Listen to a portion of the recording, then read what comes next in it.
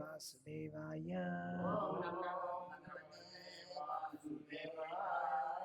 नमो भगवते वासुदेवाय। ओम नमो भगवते वासुदेवाय।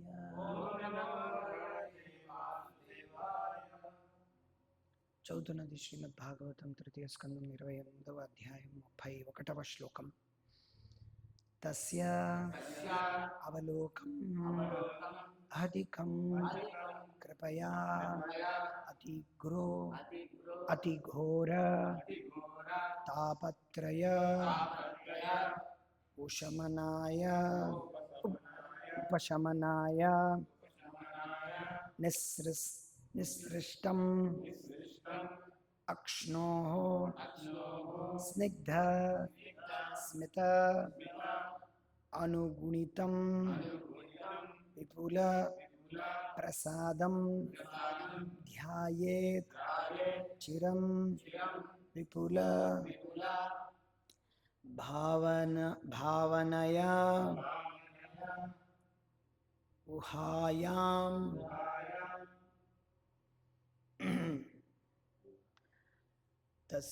తస్యావలోకమధికం కృపయాతి ఘోర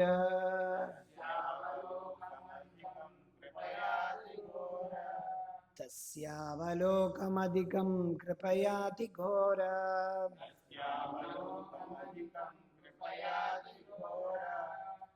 తాపత్రయోపశమనాయ నిసృష్టం అక్ష్ణోః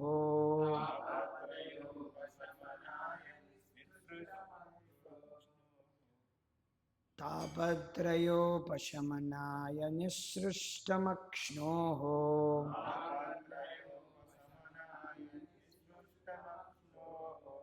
స్నిగ్ధస్మితానుగుణితం విపుల ప్రసాదం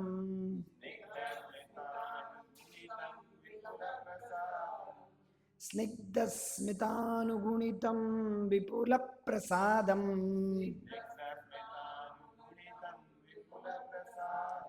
ధ్యాయేచ్చిరం విపుల భావనయా గుహాయాం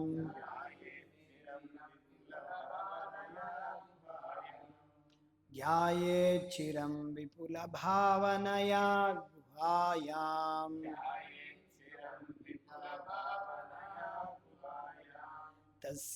తస్యావలోకమధికం కృపయాతి ఘోర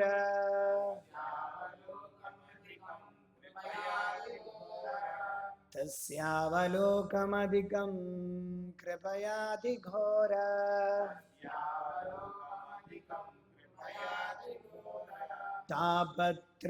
తాపత్రయోపశమనాయ నిసృష్టమక్ష్ణోః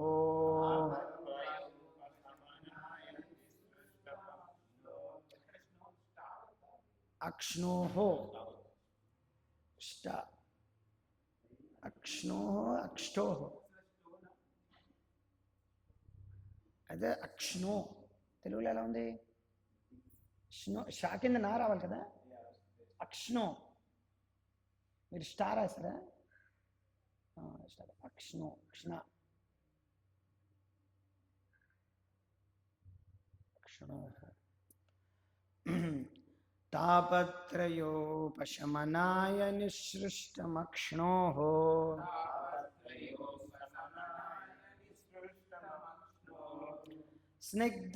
స్నిగ్ధస్మితానుగుణితం విపుల ప్రసాదం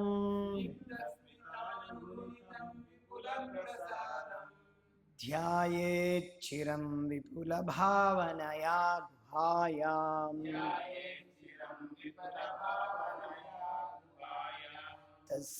తస్యావలోకమధికం కృపయాతి ఘోర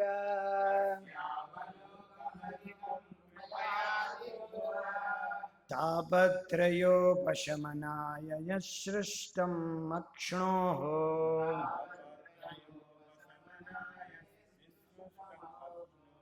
నిస్పృష్టం కాదు, నిసృష్టం. నిసృష్టమక్ష్ణోః స్నిగ్ధస్మితానుగుణితం విపుల ప్రసాదం ध्यायेच्चिरं विपुलभावनया गुहायाम्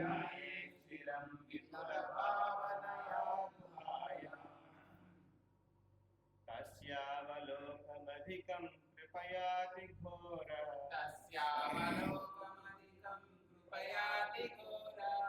तापत्रयोपशमनाय निसृष्टम् अक्ष्णोः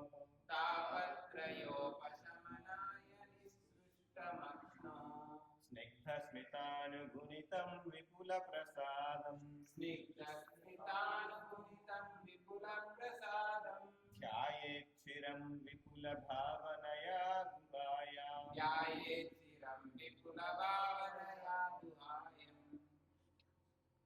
तस्यावलोकमधिकं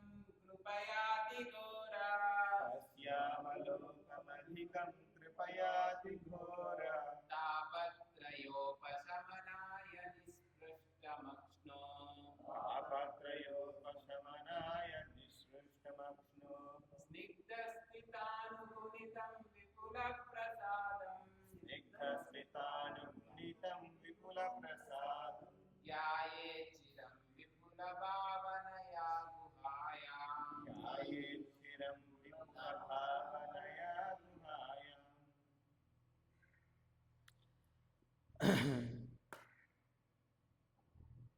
ప్రతిపదార్థం భావం భాష్యం అనువాదం తాత్పర్యం ఇచ్చింది కృష్ణ కృపామూర్తి శ్రీ శ్రీమద్ అభయ చరణానంద భక్తి వేదాంత స్వామి ప్రభుపాదుల వారి ద్వారా ప్రతిపదార్థం తస్య భగవానుని అవలోకం చూట్కులు అధికం తరచుగా కృపయ కరుణను కూడిన అతిఘోర భయంకరమగు తాపత్రయములను ఉపశమనాయ శమింపజేయునవి నిసృష్టం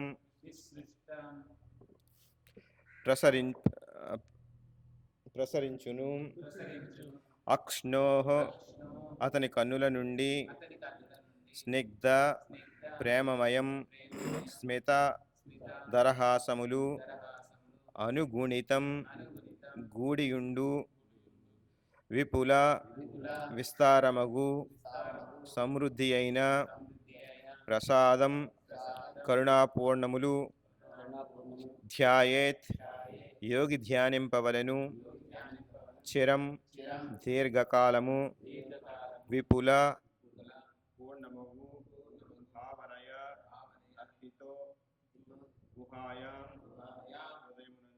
హృదయమునందు తరచుగా ప్రసరించు భగవాని కరుణామయ దృక్కులను యోగి పూర్ణ భక్తితో ధ్యానం కావింపవలెను అని అవి భక్తుల భయంకరముగు తాపత్రయములను శమింపచేయునవి ప్రేమమయ దరహాసములను కూడి అతని తూర్పులు విపుల ప్రసాద పూర్ణములు. భాష్యం. మనుజుడు బద్ధ జీవనము నుండి అనగా భౌతిక దేహమును ఉన్నంత వరకు కలతలను కష్టములను అనుభవించుట సహజమే. ఆధ్యాత్మిక స్థాయిలో ఉన్నప్పటికీ అతడు ప్రకృతి ప్రభావమును తప్పించుకొనలేడు. కొన్ని మార్లు అట్టి కలతలు కలిగినప్పటికీ భక్తులు భగవాని సుందర రూపములు లేదా తరహాస వదనములు తలచినంతనే ఆ కష్టములన్నీ ఒక్క మారుగా శమింపచేయబడు. భక్తుని ఏడ భగవానుడు అపారములు కరుణను కురిపించుచుండు. అతని తరహాస వదనమే మహోన్నతము ప్రసాదము. ఆ తరహాస వదనము విశుద్ధ భక్తుల ఏడ పూర్ణ కరుణను కూడి ఉంది. హరే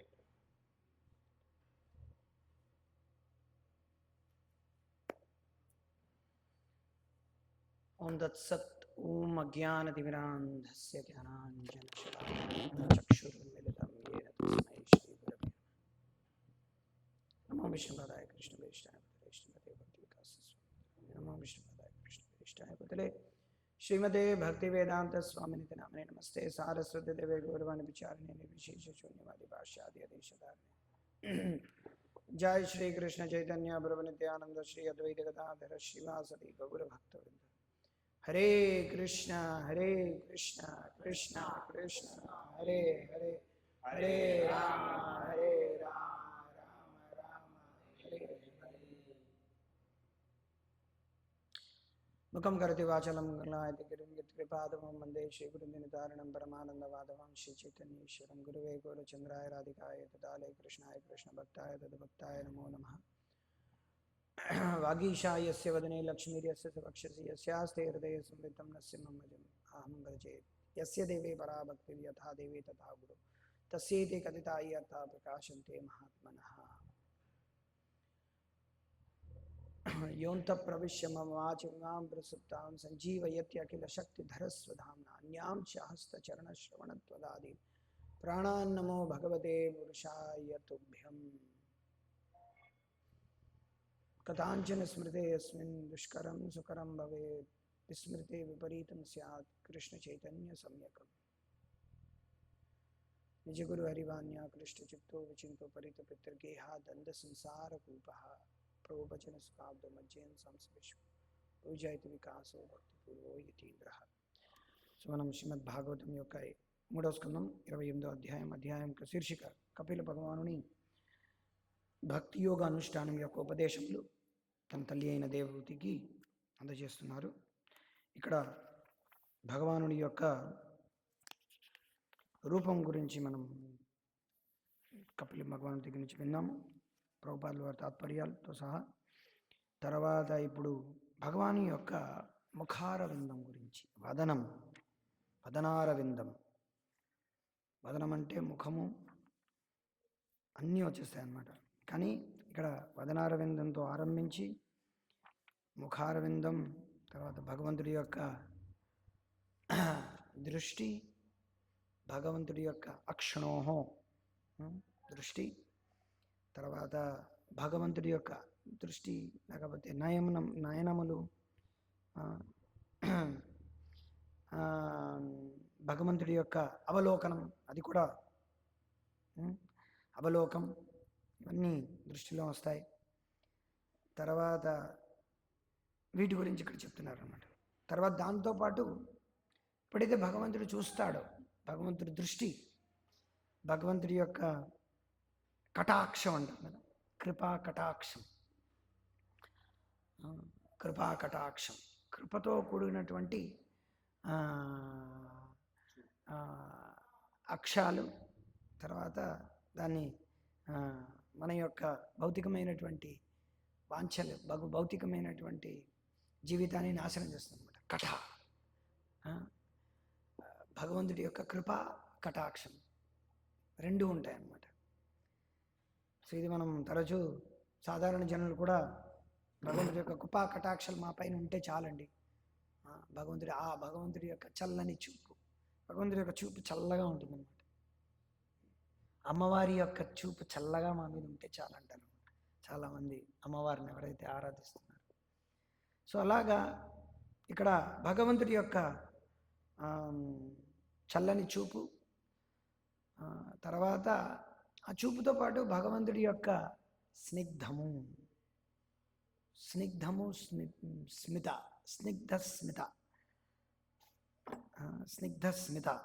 అంటే ఎప్పుడైనా సరే, ఓకే దీని గురించి కొంచెంసేపు తర్వాత మాట్లాడదాం. ఫస్ట్ సో స్నిగ్ధ స్మిత ఇక్కడ చాలా ముఖ్యమైనటువంటి పదాలు. ఆ పదాలన్నీ కూడా ఏమిటంటే సుఖదేవ గోస్వామి, ఆచార్యులు, కపిల భగవానుడు వాళ్ళ గురించి వర్ణాలు కూడా ముఖ్యమైనటువంటి పదాలన్నింటినీ తీసి కూర్చి పేర్చి రాశారనమాట. అసలు ఎలాగైతే భగవంతుడు మనం అలంకరించినప్పుడు అంటే అటువంటి పువ్వుల్ని మనం ఎంచుకుంటాం అనమాట. ఏదో పువ్వులు రాలిపోయినవి కాకుండా మంచి అందంగా విరబూసినటువంటి పువ్వుల్ని తీసుకొని భగవంతుడికి అలా అర్పిస్తాను. కొంచెం కుళ్ళిపోయినవి లేకపోతే సరిగ్గా లేనటువంటివి అలాంటి పువ్వులు మనం సమర్పించం. సో అలాగా అందుకే భగవంతుడు ఏమిటి, ఉత్తమమైనటువంటి వ్యక్తుల ద్వారా, ఉత్తమమైనటువంటి భావంతో, ఉత్తమమైనటువంటి వ్యక్తులతో, ఎందుకంటే అందరూ ఉండాలన్నమాట. వినేవాళ్ళు ఉండాలి, ఉత్తమమైనటువంటి వాళ్ళు, చెప్పేవాళ్ళు ఉత్తమమైనటువంటి ఉండాలి, ఆ ప్రదేశం కూడా ఉత్తమమైనది ఉండాలి. అన్నీ కూడితే అది ఉత్తమ శ్లోకుడికి అది కీర్తి అవుతుంది, భగవత్ కీర్తి అవుతుంది అనమాట. సుఖదేవ గోస్వామి చూడండి, ఆయన పర్ఫెక్ట్ పర్సన్ అనమాట. భగవంతుడి గురించి కీర్తించారు. పరీక్షిత్ మహారాజ్ పర్ఫెక్ట్ పర్సన్ అన్నమాట. ఆయన భగవంతుడి గురించి వినడానికి, శ్రవణం చేయడానికి. ఆ వాతావరణం, యమునా నది అంటారు, లేకపోతే గంగా నది తటం, పర్ఫెక్ట్ స్థానం అన్నమాట. సో ఇది అత్యుత్తమమైనటువంటి అత్యుత్తమమైనటువంటి వ్యక్తి కీర్తనం చేయడం, అత్యుత్తమమైనటువంటి వ్యక్తి శ్రవణం చేయడం, అత్యుత్తమమైనటువంటి ప్రదేశం. ఈ రకంగా ఏమిటంటే అత్యుత్తమమైనటువంటి విషయం భగవంతుడి గురించి, భగవంతుడి యొక్క నామ రూప గుణ లీలల గురించి చెప్తున్నారన్నమాట. సో ఈ రకంగా ఏమిటంటే ప్రతిదీ కూడా పవిత్రమవుతుంది.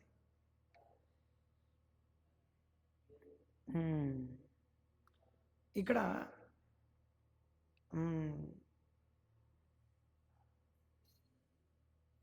యోగులు ఆ రకంగా ధ్యానిస్తున్నారు భగవంతుడి యొక్క రూపం మీద. సో భక్తియుక్త సేవలో ఉండేటువంటి యోగి భగవంతుడి యొక్క కళ్ళపైన ధ్యానం ఉంచుతాడనమాట. శాస్త్రంలో భగవంతుడి యొక్క నయనాలపైన ఎంతోమంది ఆచార్యులు కానీ, శాస్త్రంలో వ్యాసుడు కానీ, ఎన్నో చోట్ల భక్తులు కానీ ఎన్నో రకాలుగా ఏంటంటే కీర్తించారనమాట. ముఖ్యంగా భగవంతుడి యొక్క దృష్టి కానీ ఆ నయనములు ఏవైతే ఉన్నాయో ఈ భౌతిక జగత్తులో ఉండేటువంటి కామ్య కోరికల్ని తీసేస్తాయన్నమాట. సో ఎవరైతే భగవంతుడి యొక్క నయనముల పైన ధ్యానం ఉంచుతారో, ముఖ్యమైనటువంటిది ఈ శ్లోకం ప్రకారం ఏం చెప్తున్నారు, భక్తుల యొక్క the most fearful threefold agonies of his devotees. Threefold agonies అక్కడ ఏమిటి చెప్పారు, తెలుగులో ఏమిటి రాశారు? 3 రకాలైనటువంటి తాపత్రయం. ఏమిటా తాపత్రయాలు? ఏమిటా తాపత్రయాలు? తాపత్రయాలు ఏమిటో తెలీదా? ఆది భౌతిక, ఆధ్యాత్మిక, ఆది దైవిక క్లేశాలు. సో భాగవతంలో మొదటి స్కందంలో చెప్పబడింది అనమాట. ఏమిటి చెప్పబడింది? అనర్థోపశమం సాక్షాత్ భక్తి యోగమదోక్షజే లోకస్య జానతో విద్వాంస్ చక్రే సాతు. ఇది కాదు, ఇదం భాగవతం నామ పురాణం బ్రహ్మ సంహితం ఉత్తమ శ్లోక చరితం చకార నిశ్రేయసాయ. ఈ శ్లోకం కూడా మొదటి శ్లోకంలోనే చెప్పారు. ఏంటిది? ఓం నమో భగవతే వాసుదేవాయ జన్మాద్యస్య యతో అన్వయాత్ తతశ్చార్తేషు అవిఘ్నస్వరాట్ తేనే బ్రహ్మహృదయాది కవయే ముహ్యంతి యత్సురే తేజోవానుభృతాం యతో. ఈ శ్లోకం కూడా కాదు, నెక్స్ట్ శ్లోకం, రెండవ శ్లోకం ఏంటి? ధర్మ ప్రోజ్జిత కైతవ అత్ర పరమో నిర్మత్సరాణం సతాం వైద్యం వాస్తవమత్ర వస్తు శివదం తాపత్రయోన్మూలనం. విన్నారా లేదా? అంటే ఈ భాగవతం ఏదైతే ఉందో అది ఏమిటి చేస్తుందిట? నిర్మూలనం, మూలం నుంచి అంటే జడం నుంచి తాపత్రయాల్ని తీసివేస్తుంది అన్నమాట. సో భగవంతుడి యొక్క కళ్ళు, ఎవరైతే చలనచిత్రాలు ఎక్కువ చూస్తారో వాళ్ళకి తెలుసును అనమాట. భౌతికమైన వ్యక్తులు చలనచిత్రాలు చూడడం వాళ్ళకి తరచు. చలనచిత్రాల్లో ఏమిటంటే ఎవరైతే అభినేత్రి ఉన్నారో వారి యొక్క కళ్ళని బాగా చూపించడం అనేది అరుదన్నమాట, చాలా చాలా ఎక్కువ అనమాట. అభినేత్రుడు ఆ అభినేత్రి యొక్క కళ్ళని చూపించడం చాలా ఎక్కువ అనమాట. కళ్ళని చూపించిన వెంటనే అందరూ కూడా ఏంటంటే పేపర్లు విసురుతుంటారు, ఓ ఓ ఓ అని అరుస్తుంటారు. మనం చూస్తాం, ముందు కూడా మనం కూడా చేసేవాళ్ళం అన్నమాట. కానీ అవన్నీ కళ్ళు మాంసకృతులతో తయారైనటువంటి కళ్ళు అన్నమాట. 2 నల్ల గుడ్లు, తెల్లటి పొర మధ్యలో ఉండేటువంటి ఒక 2 నల్ల గుడ్లు. ఆ నల్ల గుడ్లు ఏవైతే ఉన్నాయో అవి వాటి వెనకాతలు ఉన్నటువంటి మెదడుకు తగిలించినటువంటి ఆ ఏవైతే ఏమంటారు దీన్ని, నరాల నుంచి వచ్చినటువంటి ఆ సంకేతాల వలన అవి చూడగలుగుతున్నాయి అన్నమాట. ఆ సంకేతాలు అలా హృదయం దాకా వెళ్తాయి అన్నమాట. తర్వాత మొత్తం శరీరం అంతా ఆ నరాలు వెళ్తాయి. అందుకని ఆ కళ్ళు చూడగలుగుతున్నాయి. ఇంకా చెప్పాలంటే ఆ హృదయంలో ఆ శరీరం మలమూత్రాలతో నిండినటువంటి మలపకోడ అన్నమాట. మలపకోడాలతో నిండినటువంటి శరీరం ఏదైతే ఉందో ఆ శరీరం లోపల ఈ ఆత్మ ఉన్నంత వరకు ఈ నవరంధ్రాలు, మిగతా అవయవాలు అన్నిట్లోని నరాలు, ఇవన్నిట్లోని కాంతి అంతా వెళ్ళి ఆ కరెంట్ ఏదైతే ఉందో, ఆ విద్యుత్ ఏదైతే ప్రసవిస్తుందో ఈ శరీరం ద్వారా తలకి, తర్వాత అలా రకంగా వెళ్ళి ఇక్కడ కళ్ళ ద్వారా చూపు అనేది ఒకటి తెలుస్తుంది. అది కాస్త రివర్స్లో పడినప్పుడు మళ్ళీ ఈ రెటీనా వలన మళ్ళీ అది తిన్నగా మనం చూడగలుగుతున్నాం అన్నమాట. ఇంత సైన్స్ ఉందన్నమాట ఈ మాత్రం చిన్నదానికి. చూపు, జస్ట్ చూపుకే ఇంత పెద్ద సైన్స్ ఉంది. ఇంకా పెద్ద సైన్స్ ఆక్యాలజిస్ట్, ఆంటాలజిస్ట్ అంటే కళ్ళ మీద ఉండేటువంటి కళ్ళ డాక్టర్ దగ్గరికి వెళితే ఆయన ఈ కళ్ళ అనే ఒక యంత్రం ఎలా పనిచేస్తుంది ఎందుకంటే ఇదంతా యంత్రారూఢ అని మాయ. ఈ యంత్రం, కళ్ళు అనే యంత్రం అనేది ఏ రకంగా పనిచేస్తుందో కూడా ఒక డయాగ్రామ్ వేసి దానిలోంచి ఎన్నో విషయాలు, నరాలు, గుడ్డు, ఆ గుడ్డులో తెల్ల గుడ్డు, దానిపైన నల్ల గుడ్డు, నల్లలో ఉండేటువంటి ఇంకో రకమైనటువంటి పొర, దాని వెనకాతలు ఉండేటువంటి సర్కంఫరెన్సు, అన్ని రకాలుగా చెప్తాడనమాట. భగవంతుడికి ఏవి అక్కర్లేదన్నమాట. భగవంతుడు కళ్ళు మూసుకొనైనా సరే చూసేస్తాడనమాట. కళ్ళతో పని లేదనమాట భగవంతుడికి.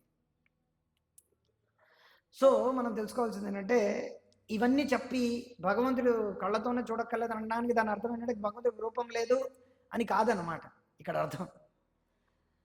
భగవంతుడు చూస్తున్నాడు కాబట్టి మనం చూడగలుగుతున్నాం అనమాట. అంటే భగవంతుడికి నిజమైనటువంటి కళ్ళు ఉన్నాయన్నమాట. భగవంతుడికి దివ్యమైనటువంటి చక్షువులు, ఆధ్యాత్మికమైనటువంటి చక్షువులు ఉన్నాయి. మనకి చర్మ చక్షువులు ఉన్నాయి. మనం చూసేటువంటి దాంట్లో పరిధి ఉంది, భగవంతుడు చూసే దాంట్లో పరిధి లేదు. భగవంతుడు అనంతంగా చూస్తూనే ఉంటుంటాడు అన్నమాట. సో కానీ భగవంతుడి యొక్క చూపుని ఏమన్నారు?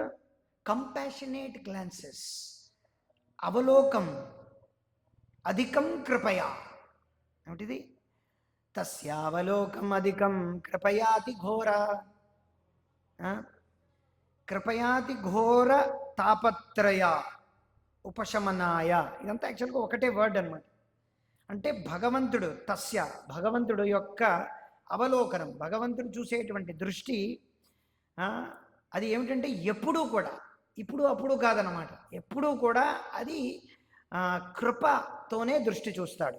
ఆ రకమైనటువంటి దృష్టి అతి ఘోరమైనటువంటి తాపత్రయం, అతి ఘోరమైనటువంటి తాపత్రయాల్ని ఉపశమనం చేస్తుందన్నమాట. అది ఇక్కడ ఉండేటువంటి విషయం. ఇది అర్థం చేసుకోవడం అనేది చాలా కష్టం అన్నమాట. ఎందుకంటే మనకేంటంటే ఈ భౌతిక జగత్తులో ఎప్పుడూ కూడా మనం భయాందోళనతో ఎప్పుడూ ఉంటాం. కాబట్టి ఆ కృపాదృష్టి వృష్ట్యాతి దీనం వతాను గృహానేశ మామగ్య మేదక్షి దృశ్యే అన్నాడు అనమాట సాందీప్. ఏంటిది ఆయన పేరేమిటి? ఎవరు నారదునితో చెప్తారు ఏమని? సత్యవ్రతముని నారదుల వారితో భగవంతుడి యొక్క కృపాదృష్టికి గురించి వర్ణిస్తూ దామోదర అష్టకంలో ఈ రకంగా వర్ణిస్తున్నాను. కృపాదృష్టి వృష్ట్యాది. సో ఆయన యొక్క దృష్టికి పడితే చాలని అంటున్నాము. సో ఆయన యొక్క దృష్టి పడితే ఏమవుతుంది? మొత్తం ఈ భవసాగరంలో యొక్క అంత తాపత్రయం నుంచి మనం బయటపడతాం అన్నమాట.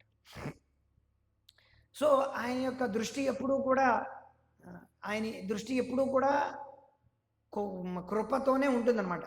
అది ఆ దృష్టిలో ప్రేమ ఉండొచ్చు, కోపం ఉండొచ్చు అనమాట. భగవంతుడు కొన్ని నిమిషాలు కోపంతో కూడా చూస్తాడనమాట. భగవంతుడు ఎప్పుడు కోపంతో చూస్తాడు, ఎప్పుడెప్పుడు చూశాడు? భగవంతుడు ఎప్పుడెప్పుడు కోపాగ్నితో చూస్తాడు? దుష్టుల్ని చూసినప్పుడు, హిరణ్యకశ్యపుడు వచ్చినప్పుడు వర్ణన అన్నమాట.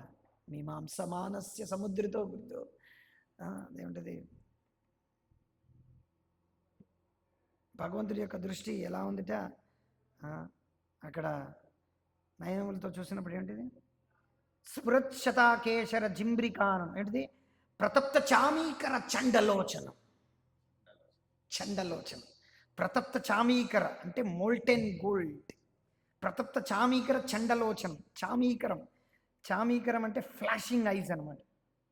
గోల్డ్ ప్రతప్తం అనగా బంగారం ఎప్పుడైతే కరుగుతుందో అలాగా చండలోచనం, ఫియర్స్ అంటే భయంకరమైనటువంటి చండ లోచనం అన్నది. దీనికి ఇంగ్లీష్లో ఫియర్స్ అని చెప్పారు.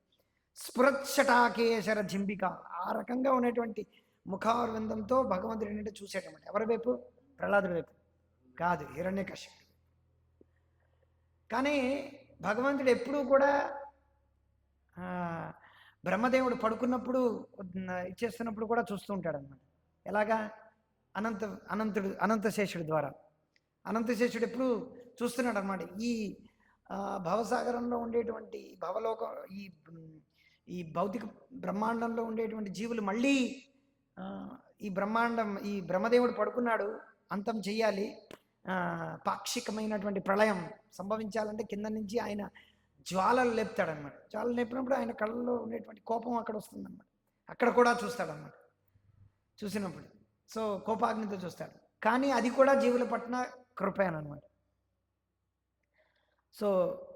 సో భగవంతుడి యొక్క కృపా కటాక్షం అనేది భగవంతుడు ఏ భావనతో చూసినప్పటికీ అది జీవుల పట్ల ఏమిటి?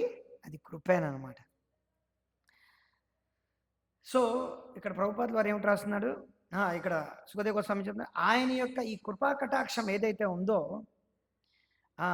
అదేమిటంటే అది ఎప్పుడూ కూడా స్నిగ్ధ స్మిత విపులిత అణుగణితం, అదేమిటి ఈ రెండిటితో ఉందన్నమాట. ప్రేమతో ఆయన దృష్టి, ప్రేమ కృప ఈ రెండు ఆ దృష్టిలో ఉన్నాయి. ఈ రెండు ఉండడం వలన ఆయన ఏంటి ఎప్పుడు కూడా ప్రసాదం ధ్యేయేత్.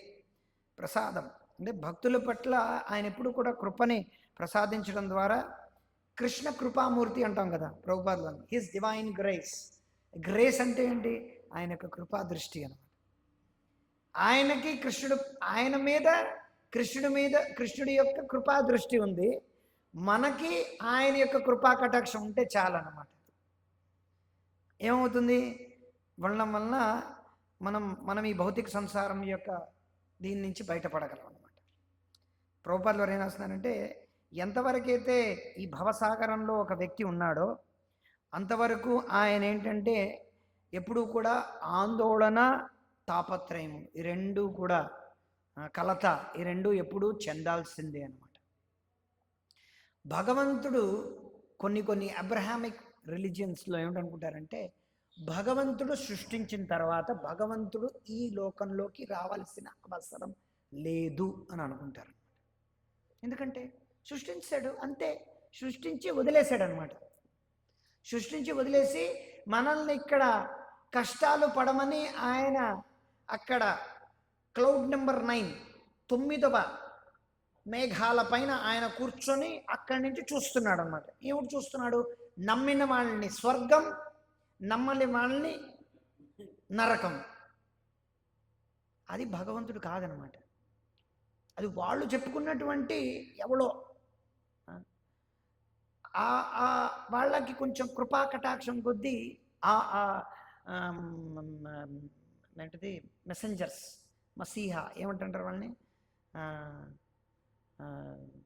అంటే ప్రవక్తల్ని పంపించాడు అనమాట భగవంతుడు. అంటే వాళ్ళకు కూడా కృపా కటాక్షం ఇవ్వాలని. ఎందుకంటే వాళ్ళకి ఏ రకమైనటువంటి కృప ఇవ్వాలి, లేకపోతే వాళ్ళు నాస్తికులు అయిపోతారు. సో అందుకని వాళ్ళకి ఏంటంటే సంథింగ్ ఇచ్చాడనమాట. సో వాళ్ళు ఏమనుకుంటారంటే భగవంతుడు ఈ సృష్టించిన తర్వాత మరి ఇంక రావాల్సిన అవసరం లేదనమాట. భగవంతుడు అక్కడ ఉన్నాడు, ఎక్కడో భగవంతుడు అంటే దేవుడు, వాళ్ళు ఏదైతే అనుకుంటున్నారో యెహోవా కానీ అల్లా కానీ అక్కడ ఉన్నాడు. ఆయన మళ్ళీ ఇక్కడికి రావాల్సినటువంటి అవసరం లేదు. ఆయన అని అంటున్నామంటే అక్కడ మనం పెట్టకూడదు అనమాట, మగ భౌతిక. సో ఇవన్నీ మనం చెప్పకూడదు అనమాట. ఆయన అక్కడ ఉన్నాడు, మనం ఇక్కడ కష్టాలు అనుభవిస్తున్నాం. ఆయన గురించి వర్ణన ఉందన్నమాట. ఆయన ఏంటంటే చాలా కృప గలవాడు, omni potent, omniscient, all merciful, అంతా కృపగలవాడు, కరుణామయుడు, ఇవన్నీ చెప్తున్నాం. కాకపోతే ఏంటంటే భగవంతుడు ఇక్కడికి రాడనమాట. ఎప్పుడు కూడా కృప ఉంది అనుకుంటున్నాం, కానీ భగవంతుడు ఎప్పుడు ఇక్కడికి రాడు. భగవంతుడు మనల్ని ఇక్కడ కష్టాలు పాలు చేసేసాడు. భగవంతుడు ఇక్కడ మనల్ని, ఆ దేవుడు మనల్ని ఇక్కడికి తోసేశాడు. నమ్మిన వాళ్ళని స్వర్గం, నమ్మకపోతే నరకం. అలాంటప్పుడు భగవంతుడి యొక్క కృపా కటాక్షం అనేది అందరి మీద ఒకేలా ఉందని దాని యొక్క తార్కాణం ఏమిటి? ఎందుకంటే ఎలాగైతే సూర్యుడు ఉన్నాడో, ఎలాగైతే వాన ఉందో, వాన అనేది రాళ్ల మీద పడుతుంది, సస్యశ్యామలమైనటువంటి భూమి మీద పడుతుంది అనమాట. సస్యశ్యామలం కానటువంటి భూమి మీద కూడా పడుతుంది. తర్వాత జంతువుల మీద పడుతుంది, మనుషుల మీద పడుతుంది, ఇళ్ళ మీద పడుతుంది. అయినంత మాత్రాన వాన అనుకుంటుంది, అయ్యయ్యో ఇంటి మీద పడితే ఏమిటి లాభం, జంతువులు పడితే ఏమి లాభం, రాళ్ల మీద పడితే ఏమి లాభం, శుభ్రంగా సస్యశ్యామలమైనటువంటి భూమి మీద పడితే కనీసం ఏమైనా మొక్కలు వచ్చి కనీసం ఏమైనా అలా అనుకుంటుందా? అలా అనుకోవద్దనమాట.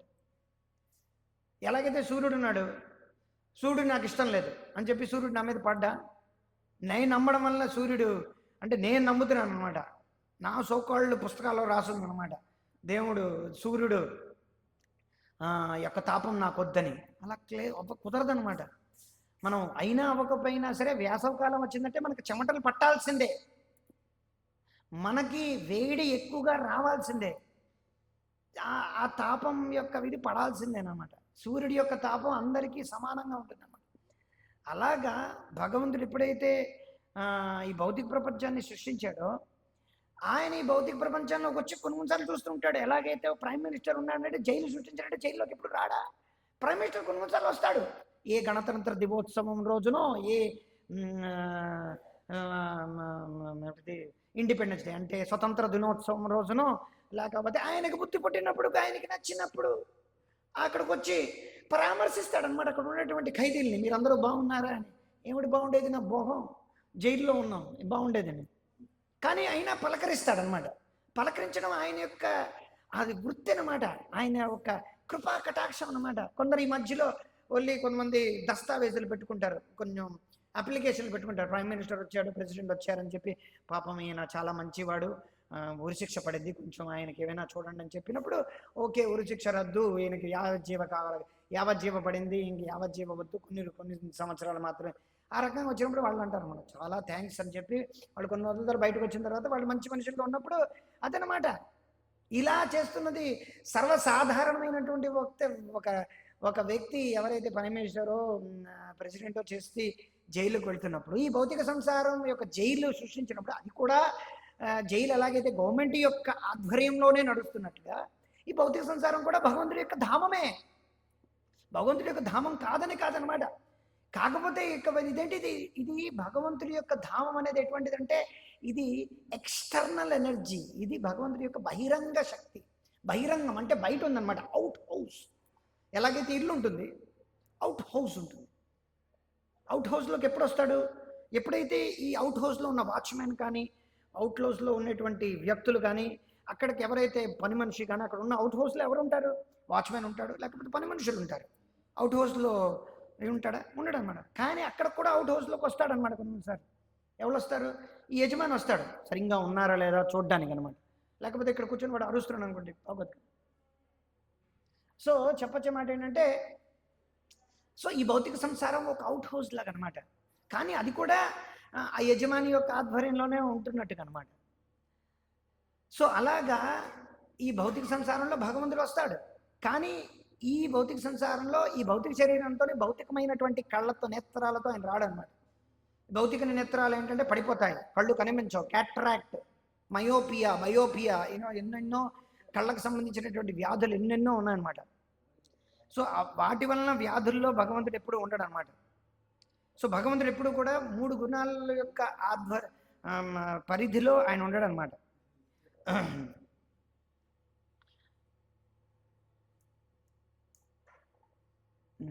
One cannot avoid the influence of material energy even when on the transcendental pain. So ముఖ్యమైనటువంటి విషయం ఏంటంటే భగవద్భక్తులు కూడా ఈ 3 గుణాలకి అతీతంగా ఉంటారు. కానీ ఇక్కడ ప్రభుపాదులు రాస్తున్నారు, ఏమిటి రాస్తున్నారు, వాళ్ళు ఒకవేళ ఈ భౌతిక సంసారంలో ఉన్నప్పటికీ కూడా one cannot avoid the influence of material నుంచి even one in the transgender.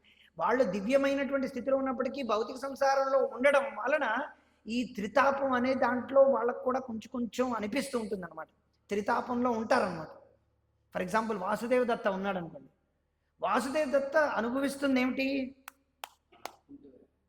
కుష్టి రోగంతో, ఇంకా చెప్పాలంటే క్యాన్సర్, ఏదో టైఫాయిడ్, ఏదో క్యాన్సర్తో బాధపడుతున్నాడు అనమాట. టైఫాయిడ్ ఏదో చాలా తీవ్రమైనటువంటి పురుగులన్నీ ఉన్నాయన్నమాట. అది వాళ్ళు బాధపడుతున్నారనమాట. కానీ ఆయన యొక్క మనోభావన అంతా కూడా త్రిగుణాలకు అతీతంగా ఉందన్నమాట.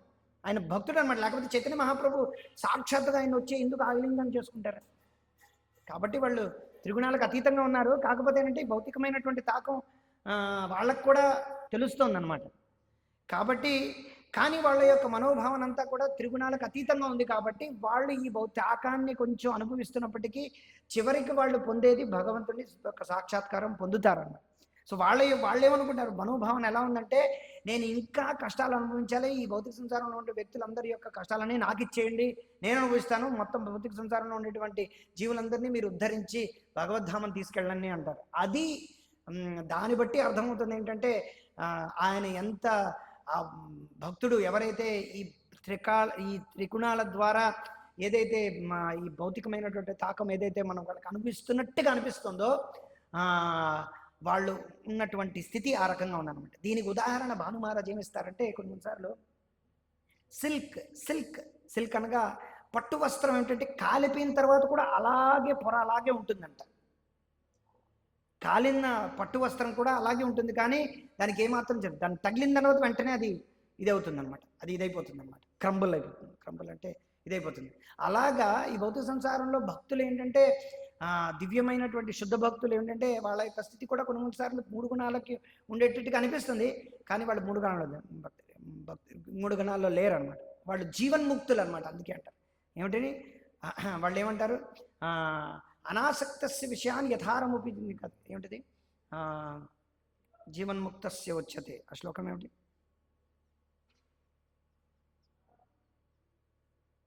శ్లోకం చాలా ముఖ్యం. జీవన్ ముక్త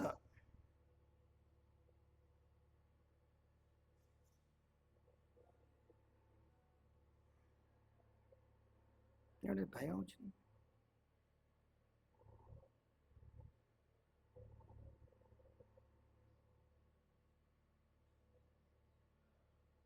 ఆ శ్లోకం ఏమిటి?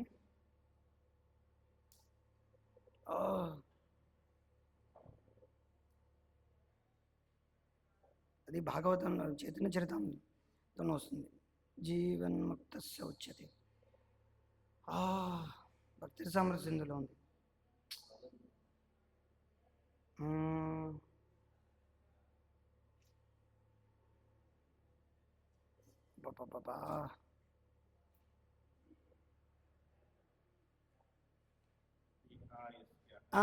యస్య హరేర్దాస్య కర్మణా మనసా గిర నిఖిలశ్వప్రస్థాతు జీవన్ముక్తస్య వచ్చేది.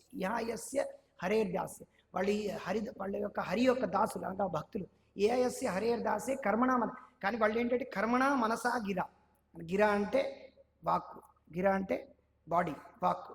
సో వాళ్ళు వాక్కు ద్వారా, కర్మణ అనగా యాక్టివిటీస్, వాళ్ళ యొక్క కర్మ ద్వారా, మనస్సు ద్వారా, గిర వాక్కు ద్వారా వాళ్ళ యొక్క పూర్తిగా పరిపూర్ణంగా వాళ్ళు భగవంతుడికి సేవ చేయడం వలన, వాళ్ళ యొక్క అంతా కూడా భగవంతుడికి సేవ చేయడానికి ఉండడం వలన వాళ్ళు పరిపూర్ణంగా భగవంతుడి యొక్క సేవలో నిమగ్నం అవ్వడం వల్ల యస్య హరేర్దాస్య కర్మణా మనసా గిర నిఖిలశోప అవస్థ, వాళ్ళ యొక్క అవస్థ ఎలా ఉందంటే జీవన్ముక్త స్థితిలో ఉన్నాడు. ఈ 3 గణాలకు అతీతంగా ఉంది ఈ జీవన్ముక్తి యొక్క స్థితి. ఆయన ఈ భౌతిక సంసారంలో ఉన్నప్పటికీ ఆధ్యాత్మికమైనటువంటి స్థాయిలో ఉండడం వలన వాళ్ళకి ఉన్నప్పటికీ వాళ్ళకి అది కాదన్నమాట. ఎలాగైతే రూప గోస్వామి, సనాతన గోస్వామి వాళ్ళందుకే వాళ్ళు 2 జీవితాలని వాళ్ళు ఏకకాలంలో వాళ్ళు భగవంతుడి యొక్క కృప ద్వారా వాళ్ళు అనుభవిస్తూ ఉంటారు.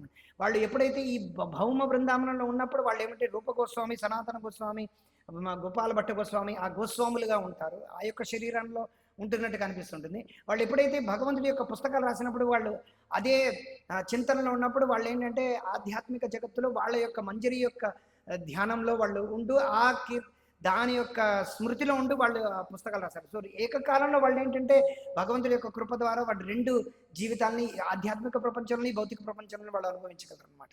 ఇది జీవన్ముక్తి యొక్క స్థితి అనమాట. జిల్లా ప్రభుపాదుల వారు అన్నారు. ప్రభుపాదుల వారు మనకి కళ్ళెదురుగుండా ఆ శరీరంలో కనిపిస్తున్నప్పటికీ వాళ్ళు ఎప్పుడు ఆయన అందుకే అన్నారనమాట, నేను ఎప్పుడూ కూడా కృష్ణుని ఎప్పుడూ మర్చిపోలేదు. అది ఎవరు అనలేరనమాట. అలాగా మనం అనగలమా? కృష్ణుని ఎప్పుడు నేను మర్చిపోలేను మనం అనలేమన్నమాట. మనం 3 గణాలకు అతీతంగా ఉన్నామని మనం అనగలమా? అనలేమన్నమాట. మనకు ఎవరైనా ఏదైనా చెప్పేసరికి మనం వెంటనే మనం ప్రతిఘటిస్తాం, మనకు విప్లవం చెప్పిస్తాం, మనం కొడతాం, తిడతాం, లోపలైనా కొడతాం, తిడతాం అనమాట. అట్లీస్ట్ అది భక్తులైనా, అది మనల్ని నిర్దేశిస్తున్నటువంటి భక్తులైనా, మన గురువు అయినా సరే, ఎవరైనా సరే మనం ప్రతిఘటిస్తాం అనమాట. ఎంత మనం నమ్రతగా ఉన్నామని అనుకుంటూ ఉంటామో సడన్గా మన మీద ఏదైనా చెప్పడం మనకి ఇష్టం ఉండదు అనమాట. మనకేంటంటే సడన్గా కోపోద్రేకాలు వచ్చేస్తాయి అనమాట. ఇలా ఎక్కడున్న టిమ్లు అన్నీ కనెక్ట్ అయిపోతుంటాయి అన్నమాట. మనకి ఎక్కడ లేని బుర్రంతా పేలిపోయి వెంటనే వ్యంగ్యమైనటువంటి భాష, మన ముఖ కవళికలు, మన కళ్ళు, దృష్టి, మన భావజాలం, పదజాలం అన్ని క్షణాల్లో త్రుటిలో మారిపోతుందన్నమాట. మనం ఎంతో పెద్ద భక్తులుగా అందరి ఎదురుగున మన్నలు పొందడం, మనం ఎంతో పెద్ద గాయకుడుగా, మృదంగ ప్లేయర్గా, మనం ఎంతో పూజారిగా, పెద్ద బుక్ డిస్ట్రిబ్యూటర్గా, పెద్ద ప్రెసిడెంట్గా, పెద్ద ప్రైమ్ మినిస్టర్గా, పెద్ద జనరల్ సెక్రటరీగా, పెద్దగా భక్తుడుగా, మనం ఎంతో పెద్దగా మనం విర్రవిగినటువంటిదంతా కూడా ఒక చిన్న ఇదితో మనం ఏంటంటే మొత్తం అంతా కూడా ఇదైపోతుంది, పటాపంచలైపోయి మన కళ్ళెదురుగుండా మన కళ్ళెదురుగుండా అది పేక ముక్కల్లా కింద పడిపోతుంది. మనం చూడగలం, అది నేను చూశాను అన్నమాట. సో పాటు మనం అనిపిస్తుంది అన్నమాట, ఓ నేను ఆ స్థితిలో లేను, నిజమే. సో మనకేంటంటే మనం ఇంకా సాధకులు మనమేనా మనకు అర్థమవుతుంది. So some times disturbance come, but the agonies and anxiety are at once mitigated when they think of the Lord. కానీ అటువంటి సమయంలో మనం ఏం చేయాలి? ఇలాంటి సంకట స్థితులు, మనకు భక్తులుగా ఉన్నాం, ఇలాంటి సంకట స్థితి మనకి ఎప్పుడూ వస్తుంటుంది అన్నమాట. ఒక భక్తుడు నాతో మొన్న అడుగుతున్నారు అన్నమాట, ప్రభు అందరికన్నా కష్టమైనది భక్తియుక్త సేవలో ఏమిటి అన్నాడు. నేను భక్తులతో ఉండడం నాన్న అన్నాను అన్నమాట. భక్తులతో ఉండడమే అందరికన్నా పెద్ద కష్టమైనటువంటిది. భౌతిక వ్యక్తులతో ఉండిపోవచ్చు, కుక్కతో కూడా ఉండిపోవచ్చు. అందుకే చాలామంది కుక్కతో ఉండాలనుకుంటున్నారు. ఎందుకంటే భౌతిక వ్యక్తులతో ఉండడం కూడా చాలా సులువే. కానీ మనం భక్తులతో ఉండడం చాలా కష్టం అన్నమాట. ఎందుకంటే మన యొక్క త్రిగుణాలు, వాళ్ళ యొక్క త్రిగుణాలు మనతో క్లాష్ అవుతుంటుంది అన్నమాట, కొడుకుంటూ ఉంటుంది అన్నమాట ఎప్పుడు పడితే అప్పుడు. కొన్నిసార్లు వాళ్ళ యొక్క త్రిగుణాలు మనం ప్రస్ఫుటంగా చూస్తూ ఉంటాం, అది మనం వాళ్ళకేం చెప్పలేము. ఎందుకంటే వాళ్ళు సేవ ద్వారా, లేకపోతే వయసు ద్వారా, లేకపోతే సీనియారిటీ ద్వారా వాళ్ళ ఏంటంటే ఎచ్చులో ఉండవచ్చు, వాళ్ళకేమీ చెప్పలేము అనమాట. కాకపోతే ఏమంటే కొన్నిసార్లు మనకి తాకం ఎక్కువ అవుతుంటుంది. కొన్నిసార్లు మనకే ఎక్కువ మంది చెప్తుండగా మనకు అనిపించవచ్చు, ఏంట్రా నాకే ప్రతివాడు, జూనియరు నాకే చెప్తాడు, బయటవాడు నాకే చెప్తున్నాడు, ఇప్పుడు వచ్చినవాడు నాకే చెప్తున్నాడు, ప్రతివాడు నాకే చెప్తున్నాడు. అది మన యొక్క అదృష్టం అనమాట. దురదృష్టంగా భావించకూడదు. మనం చాలా అదృష్టవంతులు, అందరూ నన్నే తిడుతున్నారు, అందరూ మనల్నే అంటున్నారంటే మనలో ఉండేటువంటి తప్పులను ఎప్పుడు పడితే అప్పుడు భక్తులు కానీ ఇంకోళ్ళు కానీ మన మీద నవ్వుతున్నారు అంటే మనంతటి భాగ్యవంతులు ఈ లోకంలో లేరని మనం ఎప్పుడు పడితే అప్పుడు భగవంతుడిని ప్రార్థించాలి. అందరూ నవ్వి మనలో ఉండేటువంటి విషయాలన్నీ కూడా బయటపడిపోవాలని మనం అనుకోవాలని, నవ్వాలన్నమాట. అందరూ నవ్వాలన్నమాట. మనం కొన్నిసార్లు కొన్ని చేష్టలు చేస్తాం, కొంతమందికి అర్థం కాదనమాట.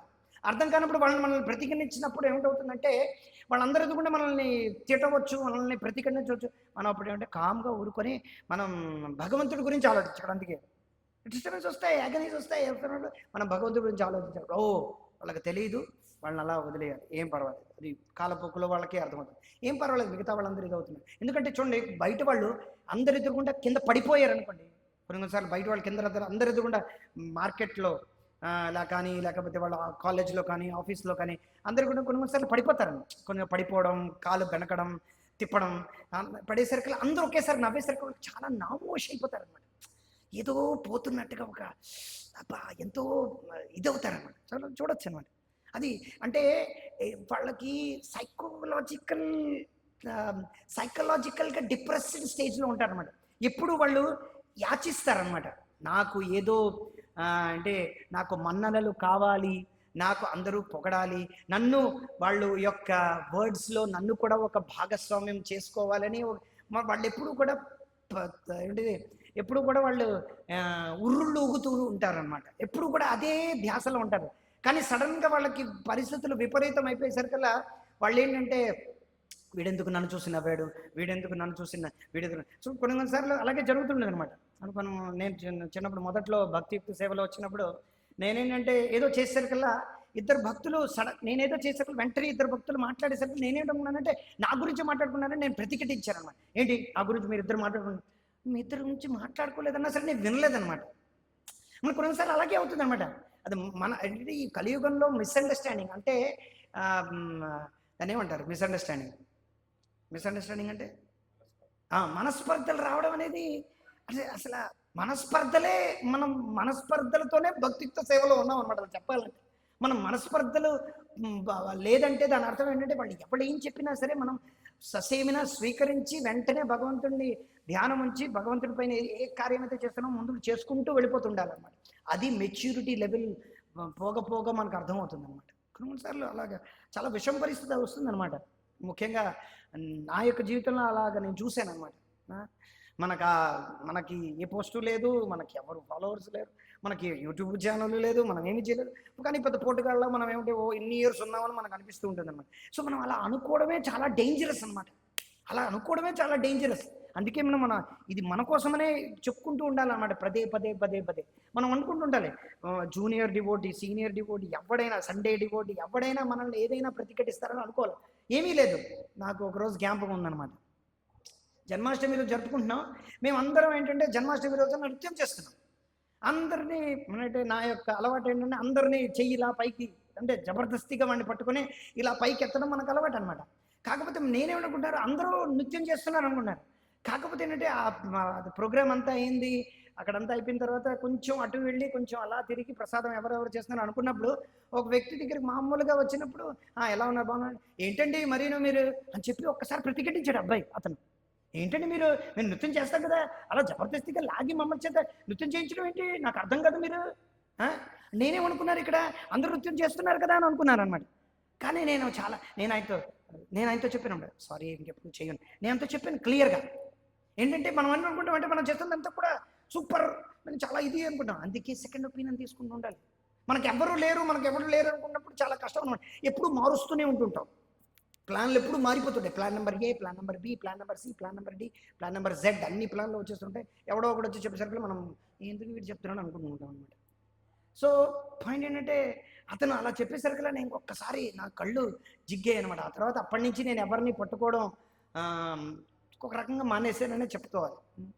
కానీ ఇప్పటికీ లాగడం అనేది ఉంది. ఎందుకంటే మనం నృత్యం చేయాలి, అందరి చేత నృత్యం చేయించాలి. కానీ ఎవరో ఎంత చేస్తున్నప్పటికీ ఎవరో ఒకరు ఏదో ఒకటి క్రిటిసైజ్ చేయడం, ఎవరో ఒకరు ఏదో ఒకటి అనడం అనేది సహజం అన్నమాట. ఏమి చేయకపోయినా అందరూ అంటారు, ఎన్ని చేసినా అన్నీ అంటారు అన్నమాట. లోకులు కాకులు అలా అని చెప్పి మనం వదిలేసి మన యొక్క భక్తియుక్త సేవ చేస్తుండాలి. అలా అని చెప్పి ఎవరైనా సీనియర్ మనం చెప్తున్నారంటే వాడు కాకి అనుకోకూడదు అన్నమాట.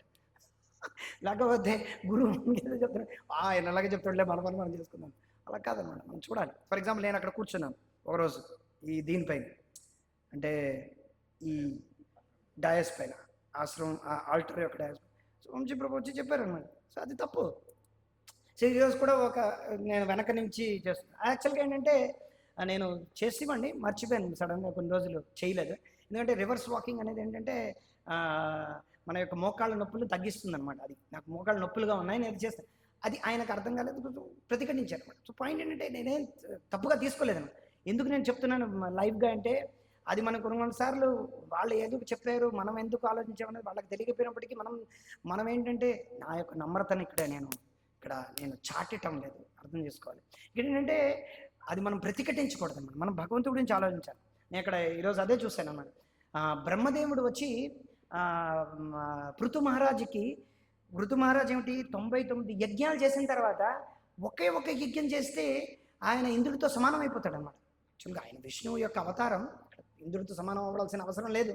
కానీ ఇంద్రుడికి ఏమిటి ఇక్కడ ఈర్ష్యా ద్వేషాలు వచ్చేసాయి అనమాట. నువ్వు 100 చేస్తావానికి ఆ ఒక్క యజ్ఞంలో ఏంటంటే అశ్వాన్ని దొంగలిస్తాడు. ఏ రకంగా సన్యాసి వేషం వేసుకొని అలాగ శ్లోకం పైన శ్లోకం అలా వెళ్తూ ఉంటేను ఒక స్టేజ్కి వచ్చేసరికల్లా ఏమవుతుందంటే ఇంకా పృథు మహారాజు కూడా కోపం వచ్చేస్తుంది అన్నమాట. కోపం వస్తే దానికి ప్రతిఘటిస్తాడు, రియాక్షన్. అక్కడ యాక్షన్ చేశారు, దానికి రియాక్షన్గా పృథు మహారాజు ఏంటంటే ఇంకా ఆయన యొక్క విజిత్సవ ఆయన యొక్క కుమారుడు అనమాట, పృథు మహారాజు కుమారుడు. ఆయన 3 సార్లు 4 సార్లు పదే పదే చేస్తాడనమాట ఇంద్రుడు. ఎన్నోసార్లు వచ్చి మళ్ళీ మళ్ళీ తీసుకెళ్తుంటే మళ్ళీ విజిత్సుడు అనగా పృథు మహారాజు కుమారుడు మళ్ళీ తీసుకొస్తాడనమాట ఆ అశ్వాన్ని. ఇంకా లాభం లేదని చెప్పి పృథు మహారాజు ఏం చేస్తాడంటే ఆయన చంపడానికి, ఆయన యజ్ఞంలో ఆయన డైరెక్ట్గా పడేయడానికి అక్కడ ఉన్నటువంటి ఋత్విక్కులు, అక్కడ ఉన్నటువంటి పృథు మహారాజు చేయడానికి సంసిద్ధులు అయిపోతారనమాట, ఇంద్రుడిని ఇంకా చంపేయడానికి అనమాట. ఇంకా లాభం లేదని చెప్పి బ్రహ్మయ్య అక్కడ వచ్చేస్తాడనమాట డైరెక్ట్గా. వచ్చి ఆ కార్యాన్ని ఆ కార్యాన్ని విరమించి నీకు తెలియదా, నువ్వు ఇంద్రుడు సాక్షాత్తుగా దేవాది దేవుడితో సమానం అని చెప్తాడన్నమాట. ప్రభుత్వం వస్తున్నారు, ఇండియా ఈజ్ ఆల్మోస్ట్ లైక్ అంటే as same as supreme personality of God అని రాస్తారనమాట. ఆయనకు అలాంటి మర్యాద ఇవ్వాలన్నమాట. కానీ కొన్నిసార్లు ఇంద్రుడు జీవి కాబట్టి అలాంటి విషయాలు చేస్తాడు. నువ్వు విష్ణువు యొక్క అవతారాన్ని నువ్వు కొంచెం ఏమిటి చేయాలి, నువ్వు ఓర్పు వహించాలని చెప్తున్నాడు అనమాట బ్రహ్మదేవుడు పృథు మహారాజుకి. ఇంద్రుడికి ఏం పృథు మహారాజు చెప్పాడు. ఇది సరిపోగా ఇంకా ఏమిటి చెప్పాడంటే నువ్వు ఆయనకి ఏంటంటే కృపను ప్రసాదించాలి అని చెప్పిన తర్వాత ఏంటంటే అక్కడ విష్ణువు వచ్చిన తర్వాత విష్ణువుతో పాటు ఎవరు వస్తారు, ఇంద్రుడు వస్తాడు. ఇంద్రుడు వచ్చి ఆయన కాళ్ళ మీద పడిపోతాడు అన్నమాట. ఆయన కాళ్ళ మీద పడిపోతే ఇప్పుడు ఏమిటి ఈ పృథు మహారాజు నేను విష్ణువు యొక్క అవతారం నేను ఇచ్చేస్తాను, అది ఏమీ చేయలేదన్నమాట. సో ఆయన యొక్క తప్పుని కొన్నిసార్లు ఏమిటంటే మనం ఏంటంటే కొన్నిసార్లు ప్రతిఘటించవచ్చు, మన కోపం రావచ్చు. కానీ తర్వాత మనం అర్థం చేసుకుని ఈ వృత్తాంతం అంతా చదివిన తర్వాత నాకు పొద్దున్న జరిగినటువంటి ఇన్సిడెంట్స్కి వెంటనే ఇదంతా కూడా నాకు ప్రస్ఫుటంగా వెంటనే భగవంతుడు అంటే మన కళ్ళ ముందర ఇచ్చేసాడు అనమాట. ఓకే, ఇలాంటివన్నీ జరుగుతుండే. ఇవి లేదు, చిన్న చిన్న విషయాలకి మనం ఏంటంటే ఆశ్రమం నుంచి బయటకు వెళ్ళిపోతాం. మన యొక్క ఏంటంటే ఆశ్రమాన్ని మారుచుకుంటాం చిన్న చిన్న విషయాలకు అనమాట. మనం ఏంటంటే భక్తియుక్త సేవ నుంచి బయటకు వెళ్ళిపోతాం, భక్తులతో మనస్పర్ధలు వచ్చేస్తుంటాయి. సో మనం అలాగా చిన్న పిల్లల్లాగా అవ్వకూడదన్నమాట. మనం కొంచెం మెచ్యూర్డ్ అవ్వాలి. మెచ్యూర్డ్ అంటే అర్థం ఏంటి, మనం ఆలోచించాలన్నమాట. వాళ్ళు ఎలా ఉన్నారు, వాళ్ళు ఎటువంటి పరిస్థితుల్లో ఉన్నారు, అది ఆలోచించి మనం కూడా ఏ పరిస్థితిలో చేస్తున్నాం మనం ఆలోచించి దాని తర్వాత చేయాలన్నమాట. అది వాళ్ళకి స్ట్రేంజ్ అనిపించవచ్చు కొన్నిసార్లు. అది ఆయనకి ఎలాగైతే ఈరోజు నేను చేస్తుంది స్ట్రేంజ్ అనిపిస్తుంది, కాకపోతే అది నాకు స్ట్రేంజ్ కాదనమాట. ఎందుకంటే అది అక్కడ అలా స్ట్రేంజ్ ఉంటుంది, వాళ్ళకి తప్పేం లేదు వాళ్ళకి అలా అనడం. కాకపోతే ఏంటంటే ఇది చాలామంది భక్తులు చేయడం కూడా నేను చూశాను, అలా అయిందనమాట. మనం ఎక్కడ పడితే అక్కడికి వెళ్ళాం, మనకేమంటే ఇక్కడే తెలుసున్నాం కాబట్టి మనకి అది స్ట్రేంజ్ అనిపించవచ్చు. కాకపోతే ఏంటంటే ఈ వాతావరణంలో అందరూ చేయటం లేదు, మనం సడన్గా చేసేటప్పుడు అందరూ నావే చూస్తున్నాడు, వీడు ఇలా చేస్తున్నాడు. సో వాళ్ళు ఏమనుకుంటారంటే తప్పుగా అనుకోవచ్చు. సో మనం కూడా సడన్గా ఏదో చేసేయకూడదు అనమాట. సో నా జరిగిన ఈరోజు తెలిసినటువంటి విషయం ఏంటంటే సడన్గా మనం ఏది చేసేయకూడదు అనమాట. విషయాలు ఏదో మనం అవుట్ ఆఫ్ బాక్స్ ఏదో మనల్ని కొంచెం ఏమిటి లైమ్ లైట్లో పెట్టుకోవడానికి. సో మనం ఏమీ చేయలేమన్నమాట. మనం ఎంత సో అందుకే మనం పాడడం ఏదైనా సరే మనం ఎంటర్టైన్మెంట్గా కాకుండా అది భగవత్ సేవగా చేయాలన్నమాట. భగవంతుని జ్ఞాపకం చేస్తే అది ఏదైనప్పటికీ మనకేంటంటే భగవంతుడి యొక్క కృపా కటాక్షం లభించి ఒక ఆయన యొక్క ఏంటిది గురువు డైరెక్ట్ ఆదేశాల ద్వారా ప్రభుపాదుల వారి యొక్క పుస్తకాల ద్వారానో ఏదో విధంగా మనకేంటంటే ఆ విషయం అన్నీ కూడా మనకి భగవంతుడు ప్రేరేపించి మన భక్తియుక్త సేవలో ముందుకు వెళ్ళడానికి ఒక ఊక్ని ఉత్సాహాన్ని మనకి గ్యారంటీగా భగవంతుడు ఇస్తాడనమాట. సో ఇక్కడ చెప్తున్నారు, అందుకే the Lord bestows innumerable favours upon his devotee, the greatest manifestation of his grace is a smiling face. So ఈ which is full of compassion of his pure devotees. ప్రభుపాదుల వారు చాలాసార్లు చెప్పినప్పుడు ఈ మానవ జన్మ యొక్క లక్ష్యం ఏమిటి, ప్రభుపాదుల వారు ఏమైనా మీరు చదవడం జ్ఞాపకం ఉందా? ఈ మానవ జన్మ యొక్క లక్ష్యం ఏమిటి? ఓకే, ఇంకా ఓకే, ఇంకా ఇక్కడ ప్రభుపాదుల వారు నేను చదివిన దానికి నేను చెప్పిన దానికి ఏమిటి సంబంధం ఉందని ఇప్పుడు క్లూ ఇచ్చాను. ఇప్పుడు చదివిన దానికి నేను చెప్పిన దానికి అంటే మానవ జన్మ యొక్క లక్ష్యం ఏమిటి అని చెప్పడానికి ఇక్కడ చదివిన దానికి రెండిటికి సంబంధం ఉంది. ఇంకా ఇప్పుడు ఉన్నటువంటి శ్లోకం భగవంతుడి యొక్క కృపా కటాక్షం ఏ రకంగా అంటే ఆయన యొక్క ఏమిటి లాస్ట్ లైన్ చదవండి ఒకసారి, చివరి వాక్యం, తాత్పర్యంలో చివరి వాక్యం చదవండి. మీరు చదవండి.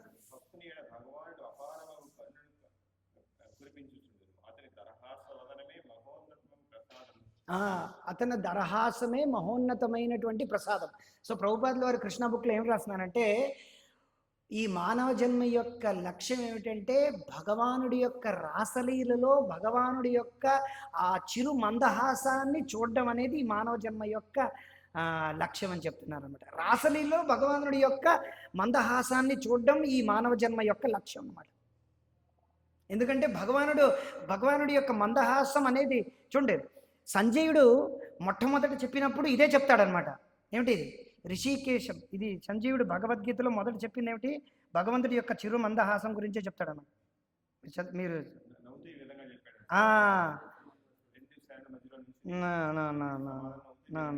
నేను చదువుతాను అది ఎందుకంటే ఇది చాలా ముఖ్యం, చదవాల్సి. రెండవ శ్లోకంలో కృష్ణుడు యొక్క శ్లోకాలన్నీ స్టార్ట్ అయ్యేటప్పుడు ముందర ఇవన్నీ పశ్చేతాం పాండుపుత్రుని ఇవన్నీ అయిన తర్వాత సారీ కొంచెం సమయం తీసుకున్నాం, కానీ సమయం తీసుకున్నప్పటికీ పాంచజన్యం రిషికేశం ఇదంతా అయిన తర్వాత No.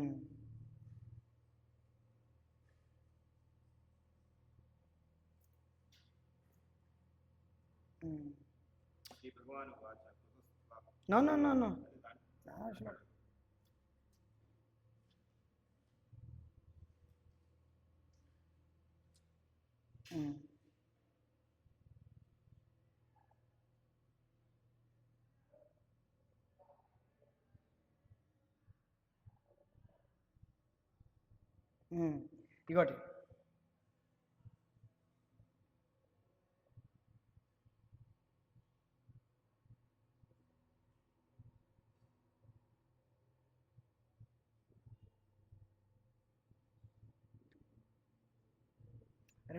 రెండో అధ్యాయంలోనే ఉంటుంది కదా?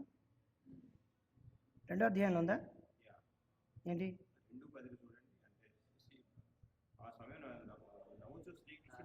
రెండో అధ్యాయం 10వ శ్లోకం. రెండో అధ్యాయం 10వ శ్లోకమా?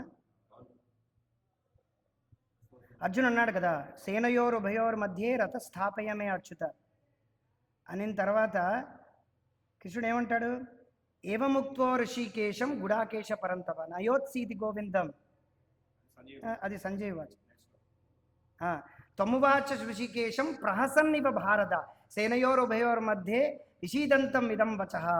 అందరికన్నా భగవద్గీతలో మొత్తం స్టార్ట్ చేసింది కృష్ణుడు ఏ రకంగా? మందహాసంతో స్టార్ట్ చేశాడు అనమాట. ఇక్కడ మందహాసంకి అర్థమంతా వేరు. ఇక్కడ మందహాసం అర్జునుడి యొక్క అవివేకాన్ని చూసి మందహాసం అన్నమాట. ఇక్కడ కృష్ణుడి యొక్క మందహాసం చాలా చోట్ల అక్కడ కృష్ణుడి యొక్క మందహాసం చాలా చోట్ల ఇక్కడ చెప్పారనమాట. చూడండి, ఇక్కడ ఆచార్యులు ఏంటంటే భగవంతుడి యొక్క మందహాసం వెనకాతలు ఉండేటువంటి అర్థాన్ని కూడా వాళ్ళు చెప్పగలుగుతున్నారు. అంటే చూసుకోండి మరి. సో చెప్పచ్చమంటే ఇక్కడ చెప్తున్నారండి, at that time smiling smiling in the boast of, అంటే కృష్ణుడి యొక్క మందహాసం గురించి ఇక్కడ వర్ణించారనమాట. సో కృష్ణుడి యొక్క మందహాసం అనేది మానవ జన్మకి యొక్క పరాకాష్ఠ. లక్ష్యం ఏమిటంటే ఆ మందహాసాన్ని అర్థం చేసుకోవడం అనమాట. భగవంతుడు ఏంటంటే ఎలాగైతే ఇక్కడ చిన్నపిల్లలు ఇద్దరు ఎలాగైతే వాళ్ళు కొన్నిసార్లు కరతాలు వాయించడం కానీ ఎలాగైతే చేస్తున్నప్పుడు తండ్రి ఎలాగైతే సంతోషిస్తాడో, మనం ఏమిటంటే ఈ చిన్నపిల్లల్లాగా మాల పట్టుకొని భగవంతుడి యొక్క నామాన్ని జపం చేయలేక నిద్రపోయి జపం చేసి నిద్రపోయలేక చూసి ఎలాగైతే తండ్రి సంతోషిస్తాడో చిన్నపిల్లల్ని చూడడం ద్వారా, అలాగ భగవంతుడు ఏంటంటే అలాగ మందహాసం చేస్తున్నాడు అనమాట. ఇద్దరు హిందువులు ముస్లింలు క్రిస్టియన్లు అందరూ కొట్టుకుంటుంటే భగవంతుడు ఆ పైనుంచి దేవాది దేవుడు శ్రీకృష్ణుడు చూస్తూ నవ్వుతున్నాడు అనమాట. అయ్యో ఏమిట్రా వీళ్ళు అవివేకుల్లాగా కొట్టుకుంటున్నారు, హిందువులు ముస్లింలని క్రిస్టియన్లని నాస్తికులని ఇక్కడ కొట్టుకుంటాం అనమాట మనం అందరం కూడా. భగవంతుడు అలాగా మందహాసంతో ఉన్నాడు అనమాట. కానీ ఎవరైతే భక్తులు ఉన్నారో వాళ్ళు అర్థం చేసుకోగలరు అనమాట భగవంతుడి యొక్క కృప ఏమిటి, భగవంతుడి యొక్క చిరు మందహాసం యొక్క వెనకాతలు ఉన్నటువంటి విషయం ఏమిటి. సో భగవంతుడి యొక్క మందహాసం పైన మనం మాట్లాడాలంటే గంటలు గంటలు గంటలు గంటలు సరిపోవు. కాకపోతే తాత్పర్యం ఇంతటితో ఆపారు కాబట్టి నేను ఇంతటితో ఆపేస్తున్నాను.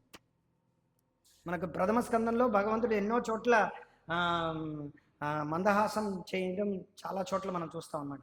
అశ్వత్థాముడు వచ్చినప్పుడు, అప్పుడు తర్వాత రాసలీల సమయంలో దశమ స్కందంలోని, తర్వాత భగవంతుడి యొక్క వర్ణన ఉండప్పుడు, భగవంతుడు ఎప్పుడైతే మూడో స్కందంలో భగవంతుడు ధ్రువమహారాజు ఎదురుగుండా వచ్చినప్పుడు భగవంతుడి యొక్క మందహాసం గురించి అక్కడ కూడా వర్ణన ఉంటుంది. భగవంతుడి యొక్క మందహాసం గురించి యజ్ఞాలు చేయడం చాలా చోట్ల చేశారు. అందుకే రిషభదేవుడి యొక్క తండ్రి అగ్నిద్ర యజ్ఞం చేసినప్పుడు భగవంతుడు ప్రత్యక్ష అయినప్పుడు అక్కడ భగవంతుడి యొక్క మందహాసం గురించి వర్ణన ఉంటుంది. తర్వాత ఇక్కడ పృథు మహారాజు యొక్క దీనిలో కూడా వర్ణన ఉంది, ధ్రువ మహారాజు దగ్గర కూడా వర్ణన ఉంది. తర్వాత ప్రహ్లాదుడు యొక్క దీని వచ్చిన తర్వాత ఆయన మొత్తం ప్రార్థనలను వినిన తర్వాత భగవంతుడు శాంతించినప్పుడు యొక్క భగవంతుడి యొక్క దీని కూడా గురించి చెప్పినప్పుడు, తర్వాత ఎన్నో చోట్ల అన్నమాట భగవంతుడి యొక్క మందహాసం. ఉద్ధవుడి దగ్గర ఉండేటప్పుడు భగవంతుడి యొక్క మందహాసం అక్కడ కూడా ఉంటుంది. ఆ తర్వాత మార్కండేయ ఋషి భగవంతుడి యొక్క మందహాసాన్ని చూస్తాడు 12. ఇలా ఎన్నో చోట్ల భగవంతుడి యొక్క మందహాసం గురించి ఎన్నో వివరణలు ఉన్నాయి. ఆచార్యులు తర్వాత భక్తులు భగవంతుడి యొక్క మందహాసం గురించి ఎన్నో ఎన్నో శ్లోకాలు వర్ణించి వాళ్ళ యొక్క ఏంటంటే వర్ణించారనమాట. సో అదంతా కూడా భగవతుల పట్ల కృపా కటాక్షం. ఈవెన్ భౌతిక వ్యక్తులకి తెలియదు అనమాట. వాళ్ళు ఎప్పుడు కూడా భౌతికమైనటువంటి ఏమిటి వాళ్ళ యొక్క మందహాసం అంతా కూడా భౌతికమైనటువంటి వ్యక్తుల యొక్క మందహాసంతోనే ఆది అంతము అదేనమాట వాళ్ళకి. ఓకే, హరే కృష్ణ కృష్ణ కృష్ణ హరే హరే, హరే రామ రామ రామ హరే హరే. ఏదైనా సూచనలు సలహాలు సందేహాలు సా సూచనలు సందేహాలు సలహాలు బాగుంది ఉన్నాయా?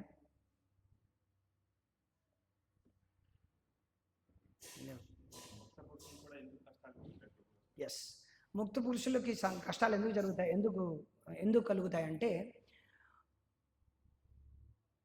వాళ్ళకి కష్టాలు కలగలేదు అనుకోండి. ఫర్ ఎగ్జాంపుల్ ప్రభుపాదులు వారు ఏమన్నారంటే, ఫర్ ఎగ్జాంపుల్ వాళ్ళకు ఒకవేళ కష్టాలు కలగకుండా వాళ్ళు ఏంటంటే ఫట్ ఆ కష్టాలని ఇలా ఎగిరిపోయి అనుకోండి, అందులో వాళ్ళు ఏంటంటే వాళ్ళు ఎగ్జాంపుల్ ఉదాహరణ ఎలా చూపిస్తారు, ఈ కష్టాల నుంచి ఎలా బయటపెట్టారు. వాళ్ళేంటి ఉందిలే వాళ్ళు ఆంఫట్ అంటే వాళ్ళు ఎప్పుడు ఏమనుకుంటారంటే వాళ్ళ దగ్గర వసిత ఇలాంటి సిద్ధులన్నీ ఉన్నాయనో సిద్ధుల కోసం అందరూ పరిగెడతారన్నమాట. ఆ సిద్ధులు ఉన్నప్పుడు మనకు కష్టాల నుంచి బయటపడతాం, కానీ జన్మ మృత్యు జరాల నుంచి బయటపడలేం కదా, సిద్ధులన్నీ వచ్చేస్తాయి కానీ. సో దానిలో ఎన్నో సమస్యలు ఉన్నాయన్నమాట, దాని లేయర్స్లో సమస్యలు ఉన్నాయన్నమాట. అందుకని ప్రభుపాదులు వారిని అడుగుతారనమాట, ఎందుకు ప్రభుపాద్ మీరు మా దగ్గరికి ఇంత ముసలి యొక్క శరీరంలో వచ్చారు, మీరు ఆచార్యులు కదా, దివ్యమైనటువంటి ఆధ్యాత్మిక ప్రపంచంలో ఉన్నటువంటి శరీరం కావచ్చు అంటే మీరు వస్తే మీరు నమ్మలేరు అని చెప్తారనమాట. కృష్ణుడు దేవాది దేవుడని ఎంతమందికి తెలుసును? సచ్చిదానందమైనటువంటి రూపం, సచ్చిదానంద రూపాయ కృష్ణాయ కృష్ణకారిణి అని చెప్పి శ్లోకమే ఉందన్నమాట గోపాల తాపని ఉపనిషత్తులో. ఏమిటి? కృష్ణుడి యొక్క రూపం సచ్చిదానంద రూపం. ఎంతమందికి తెలుసును? ప్రభుపాదులు చెప్పారు, count in fingers they only know Krishna ఈ సుప్రీం పర్సనల్ అవార్డ్స్. కృష్ణుడికి వేళ్లలో లెక్క పెట్టవచ్చు అనమాట కృష్ణుడు దేవాది దేవుడు అని. అంటే ఇక్కడ ఉన్న వాళ్ళు చాలా మందికి తెలియకపోవడమే తెలియకపోవడమే మంచిది అనమాట. ఇది రహస్యం అన్నమాట. అలాగా ముక్త పురుషుల యొక్క శరీరం అనేది ఏమిటంటే ఎప్పుడు కూడా భగవంతుడు ఏమిటిది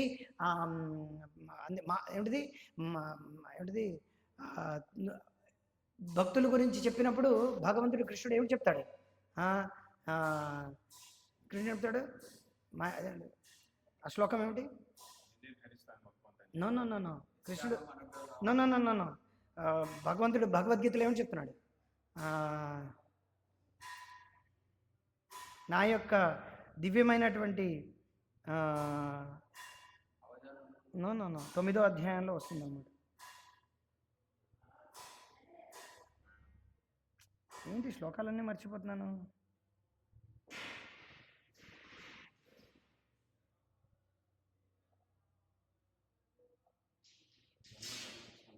నో భక్తుల గురించి చెప్తారు కదా, వాళ్ళు నా యొక్క దివ్యమైనటువంటి శక్తి యొక్క ఆధ్వర్యంలో ఉన్నానని. నా భక్తులందరూ కూడా నా యొక్క దివ్యమైన అయ్యో రామ, ఏంటండి మీరందరూ. మహాత్మానస్తు మాం పార్థ దైవీం ప్రకృతి మాశ్రిత. మహాత్మానస్తు మాం పార్థ, మహాత్ములందరూ మహాత్మానస్తు మాం పార్థ దైవీం ప్రకృతి మాశ్రిత. ఇప్పుడు చూడండి, ఇక్కడ విషయం అర్థం చేసుకోవాలి. సాధారణమైనటువంటి జీవులు బద్ధస్థితిలో ఉండడానికి గల పరాకాష్ట ముసలితనం, జన్మ మృత్యు జరా వ్యాధి దీనిలో ఉండడం అనమాట.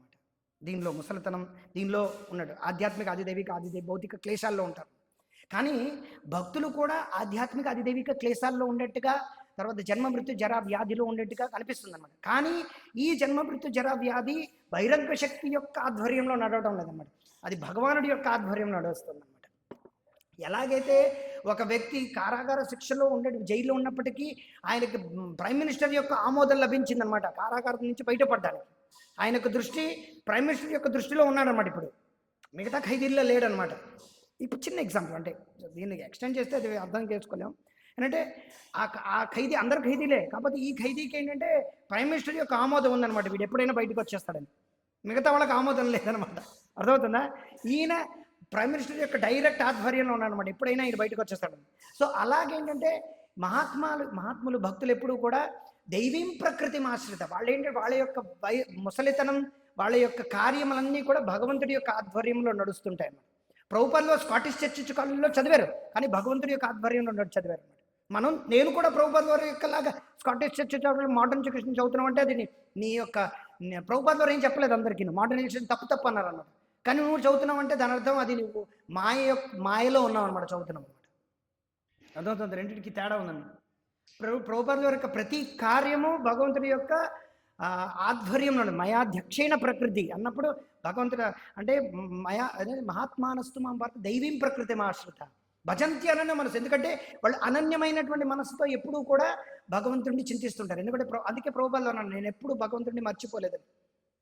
సో ప్రభుపాదుల వారు ఆ ఫ్యాక్టరీ పెట్టినా, ఆ ఫ్యాక్టరీలో నష్టాలు వచ్చినా, ప్రభుపాదుల వారు అక్కడ కచోరీ తింటున్నా, ప్రభుపాదుల వారు లీలలో అందుకే లీలామృతం అనమాట, అది లీల అనమాట. ప్రభుపాదుల వారిది కూడా అంతా కూడా భగవంతుడి యొక్క ఆధ్వర్యంలో నడుస్తుంది, కానీ బహిరంగ శక్తి యొక్క ఆధ్వర్యంలో నడవడం. అందుకే మనం అది చదువుతుంటే మనం అది పవిత్రం అవుతాం అనమాట. స్కాటిష్ చర్చ్ చదివారు, గాంధీ యొక్క మూమెంట్లో వెళ్ళారు, ఇవన్నీ కూడా భగవంతుడి యొక్క ఆధ్వర్యంలో నడుస్తుంది.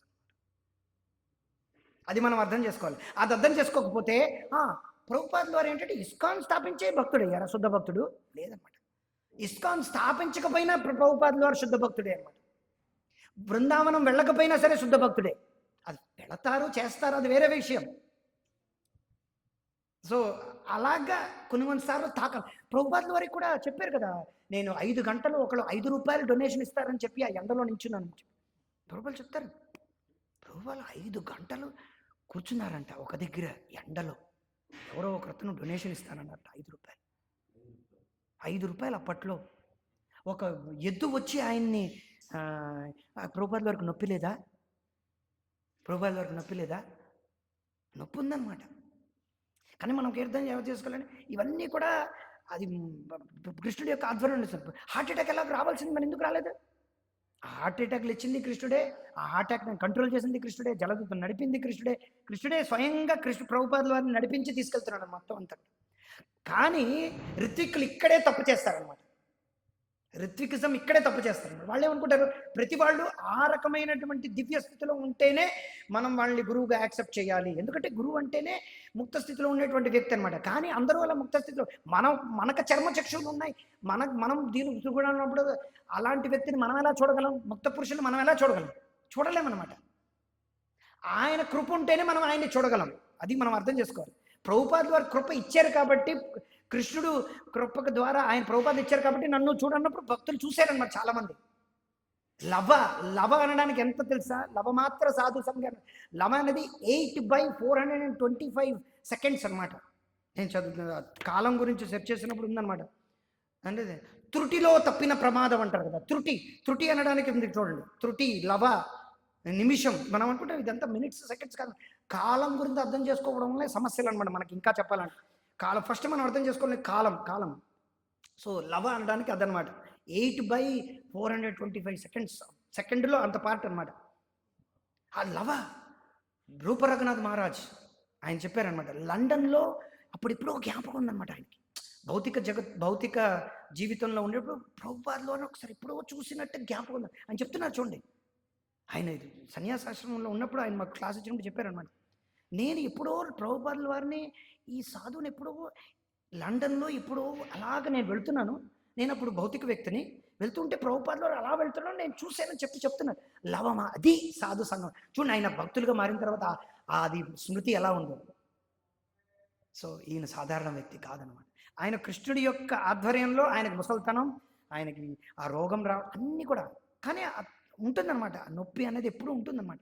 అది కృష్ణుడే అది మనకు సేవ ఇవ్వడానికి అన్నమాట. ముఖ్యంగా చెప్పాలంటే ఆ శిష్యులకి, మనకి వాళ్ళ యొక్క లీలలన్నీ వినడానికి, శ్రవణం చేయడానికి, నేరుగా శిష్యులకి ఒక సేవ ఆపర్చునిటీ ఇచ్చి వాళ్ళని పవిత్రం చేయడానికి మాట కదా. లేకపోతే ప్రభుపాద దగ్గర ఉంటూ అందరూ ఏమనుకున్నారంటే నేను కామక్రోధాలను జయించాను అనుకున్నారనమాట చాలామంది ప్రభుపాదుల వారు పక్కన నడుస్తుంటే. కానీ ప్రభుపాదుల వారు అంటే అప్రకటమైన తర్వాత వాళ్ళకి అర్థమైందన్నమాట. లేదు లేదు మనం ఇంకా కామే కోరికలు మనలో ఉన్నాయి, కామం మనలో ఉంది అని.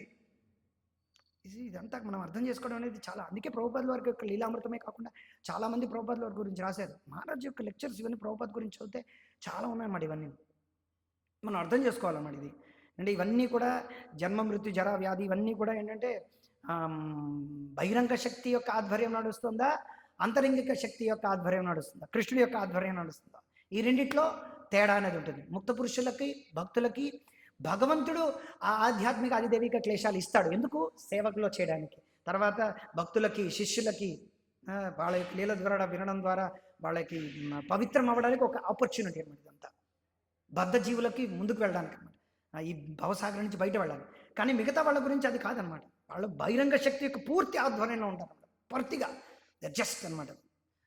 కుక్క ఎలాగైతే ఉంటుందో అలా ఉంటుంది అనమాట. కంట్రోల్లో ఉంటుంది అనమాట మొత్తం అంతా. సో అలా. హరే కృష్ణ. ఇంకా చాలా చెప్పచ్చు, బట్ ఇప్పుడు వెంటనే నాకు స్మృతి వచ్చింది. అదే చెప్పండి. ఏమైనా ఉంటే క్షమించండి. హరే కృష్ణ. అంశాకల్పతరుభ్యశ్చ పతితానాం పావనేభ్యో వైష్ణవేభ్యో నమో నమః. శ్రీమద్భాగవతం की जय, श्रील प्रभुपाद की जय. हरे